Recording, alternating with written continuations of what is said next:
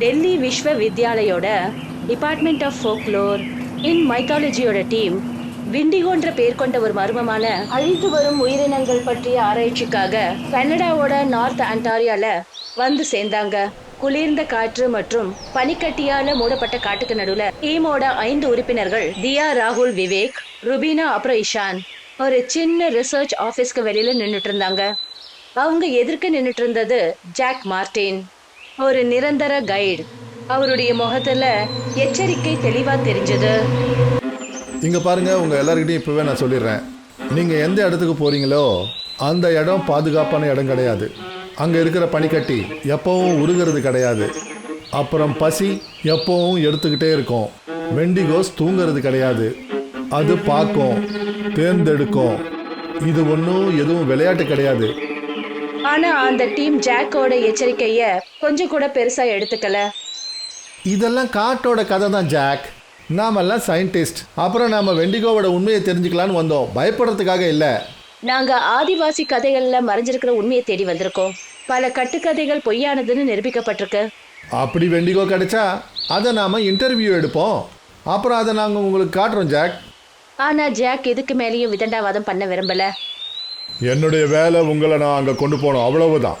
அதுக்கப்புறம் உங்கள் இஷ்டம், நீங்கள் என்ன வேணாலும் பண்ணலாம். ஜாக் காட்டை நோக்கி போக ஆரம்பிச்சாரு. அப்புறம் மற்ற 5 பேரும் அவர் பின்னாடியே போனாங்க. எல்லாரும் பல மணி நேர பயணத்துக்கு அப்புறமா ஒரு பெரிய குகை வாசல போய் அடைஞ்சாங்க. நானாபுரமும் பனியால மறைக்கப்பட்ட பாறைகள் இருந்தது. அந்த காட்டுல ஒரு விசித்திரமான சிலிர்க்கும் உணர்வு இருந்தது. இங்க இருக்கிற சித்திரங்களை பாருங்க, பார்க்கறதுக்கு மனுஷ மாதிரி இருக்கு, ஆனா தலை மானோட தலை மாதிரி இருக்கு. இதுதான் அந்த மைத்தாலஜிக்கல் கிரியேச்சர். இங்க வெண்டிகோ இருக்கு, அதை தான் நீங்க பார்க்க வந்திருக்கீங்க. ஜாக், நீங்க எங்களை ரொம்ப பயமுறுத்த முயற்சி பண்றீங்க, ஆனா எல்லாத்த விட நீங்களே ரொம்ப பயந்து போயிருக்கீங்க. ஜாக் சைகையில அங்க இருக்கிற ஒரு சித்திரத்தை காட்டினாரு. அங்க ஆதிவாசி எழுத்துக்கள்ல ஏதோ எழுதப்பட்டிருந்தது. இது இது எதையோ சொல்லுது. என்ன எழுதியிருக்கு? பசி உள்ளுக்குள்ள எடுக்கும், அப்புறம் வெளியில இருக்கிற சரீரத்தை சாப்பிட்டுடும். சும்மா உளறிட்டு இருக்காதீங்க, உள்ள போங்க. புயல் வரப்போகுதுன்னு நினைக்கிறேன். ஒருவேளை பக்கத்திலேயே வெண்டிகோ இருந்தா அது பசியோட தான் இருக்கும். ஏன்னா நான் ரொம்பவே பசியோட இருக்கேன். ரொம்ப சரியா சொன்னேன். பசியா இருக்கிற வெண்டிகோவை பசியோடு இருக்கிற மனுஷன் தான் பயமுறுத்த முடியும்.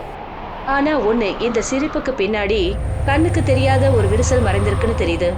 அது இப்ப திறக்க போகுது.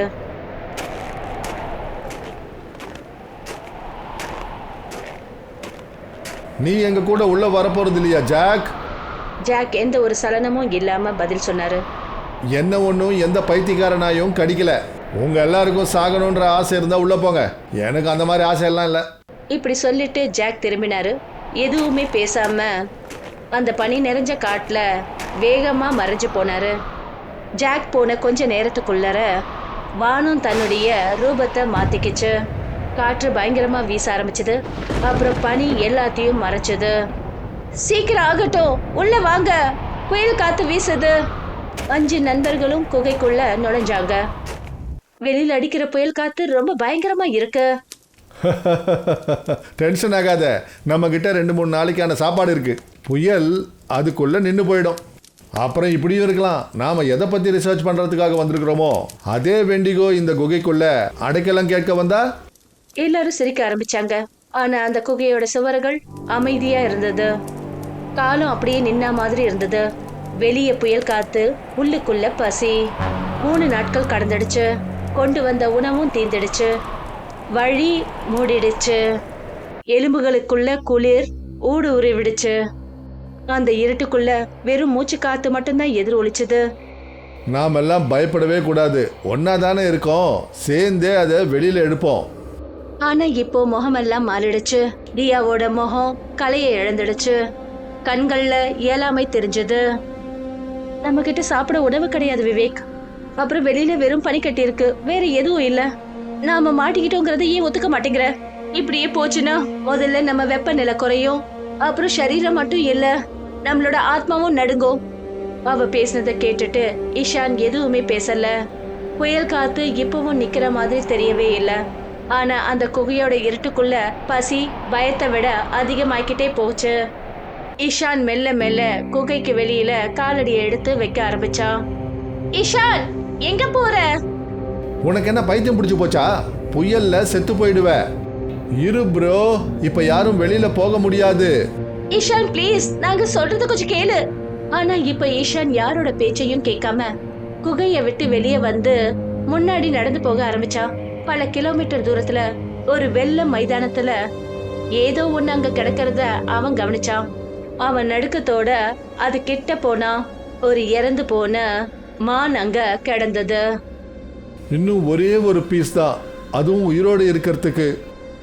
அவன் குனியறதுக்கு தான் இருந்தான். அப்ப திடீர்னு அந்த மானோட கழுத்து அசைய ஆரம்பிச்சது. அதோட கண்கள் எரியிற நெருப்பு போல செவந்திருந்தது. அது உடனே எழுந்தது. ஆனா இப்போ அதோட சரீரம் மனிதனை போல இருந்தது. மனித கைகள், அப்புறம் முகம் பயங்கரமான மான் கொம்புகளோட இருந்தது. அது ஒன்னும் மிருகம் கிடையாது, மனிதனும் கிடையாது. அதுதான் பசியின் தேவன், வெண்டிகோ. பயப்படாதே இஷான், பசி உனக்குள்ள இருக்குது. நாங்க உனக்கு அதுக்கு வழியை காட்டினோம், அவ்வளவுதான். இப்படி சொல்லிட்டு அந்த வெண்டிகோ மறைஞ்சிடுச்சு. அப்புறம் ஈஷான் அதே இடத்துல தரையில விழுந்தான். ஈஷான் கண்ணை முழிச்சு பார்த்தபோது அவனே மாறி போன மாதிரி இருந்தான். ஈஷான் தடுமாறிக்கிட்டே திரும்பவும் அந்த குகைக்குள்ள வந்தான். ஈஷான், நீ எங்க இருந்த? உனக்கு என்ன ஆச்சு? ப்ரோ, நீ ஏன் எதுவும் பேச மாட்டேங்கிற? உன்னுடைய முகம் ஏன் இப்படி ஆயிடுச்சு? ஈஷான், நீ வெளியில எதையாவது பாத்தியா? ஈஷான் எதுவும் பேசாம 4 பேரையும் முறைச்சு பார்த்தான். ரொம்ப அமைதியா குகையோட ஒரு மூலையில போய் படுத்துக்கிட்டான். நீ எதுக்காக வெளியில போன? ஏதாவது கிடைச்சதா? எதுவும் கிடைக்கல.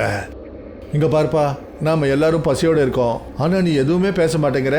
எதுவும் ஆகலைல்ல? எல்லாமே ரொம்ப சீக்கிரத்துல சரியாயிடும். விண்டிகோ ஈஷானோட ஆத்மாவை முழுமையா தனக்குள்ள கைப்பற்றிடுச்சு.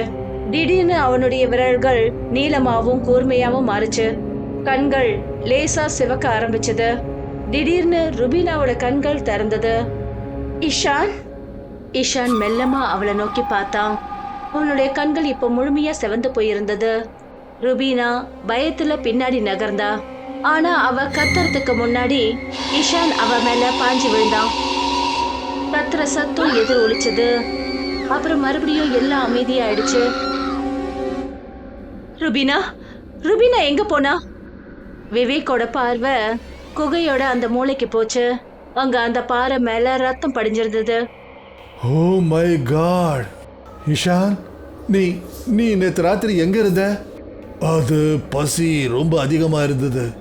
திடீர்னு எதையும் புரிஞ்சுக்கிறதுக்கு முன்னாடி ஈஷான் அவன் மேல பாஞ்சான். ஒரு பயங்கரமான கதறல் சத்தம், அதுக்கப்புறம் பயங்கரமான அமைதி. நாம இங்க இருந்து போய் ஆகணும், எப்படியாவது போய் ஆகணும். இது நம்ம இஷான் கிடையாது, இவன் வேற ஏதோவா மாறிட்டான். திடீர்னு குகையோட மேல இருந்து கீழே ஏதோ விழுந்தது. ஈஷான் இப்போ முழுமையா ஒரு வெண்டிகோவா மாறிட்டான். மான போல கொம்புகள், செவந்த கண்கள், நீளமான கருத்த விரல்கள். பசி என்னைக்கும் நிக்கிறது கிடையாது. விவேக் கத்தினா. ஆனா ஈஷான் அவனை பிடிச்சு பாறையில கொண்டு போய் இடிச்சான்.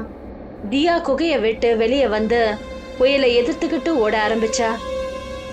புயல் காற்றுக்கு நடுவுல தியா தன்னுடைய நிலையை இழந்தா. நாலாபுரமும் மரணம் சூழ்ந்திருந்த போது யாரோ அவளை பாதுகாத்தாங்க. அவர் ஒரு ஆதிவாசி. கொஞ்ச நேரத்துல தியா எரியிற நெருப்புக்கு முன்னாடி உட்கார்ந்திருந்தா. நீதான் உயிரோடு இருக்கிற போல இருக்கு. உன்னுடைய மற்ற நண்பர்கள் எல்லாரும் போய் சேர்ந்துட்டாங்கன்னு நினைக்கிறேன். அது அது என்னது? அது அது அது எங்க நண்பன் ஈஷான் கிடையாது.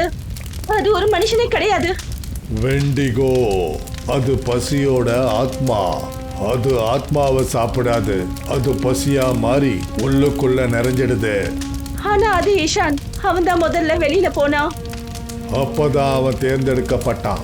வெண்டிகோ எப்பவுமே அப்படிப்பட்டவனை தான் தேர்ந்தெடுக்கும். எவன் ஒருத்தன் பசியால நொந்து போறானோ அவனை தான். அவன் உடம்புல இல்ல, ஆத்மாக்குள்ள நிறைஞ்சிடறான்.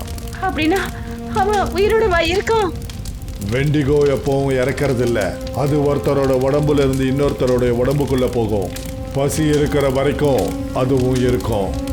தியா தனியா இருந்தா, ஆனா உயிரோட இருந்தா. அவ பசியால உடைஞ்சு போகல, அதனால என்னவோ அவ உயிரோட இருந்தா. வெண்டிகோ அது ஒரு கதை மட்டும் இல்ல, அது ஒரு எச்சரிக்கை. யாரு பசினால மண்டியிடுறாங்களோ அது அவங்களோட ஆத்மாக்குள்ள நுழைஞ்சிடும். இஷான், என்னுடைய நண்பன், இப்ப எங்கேயும் பசியை தேடி அலைஞ்சிட்டு இருப்பான்.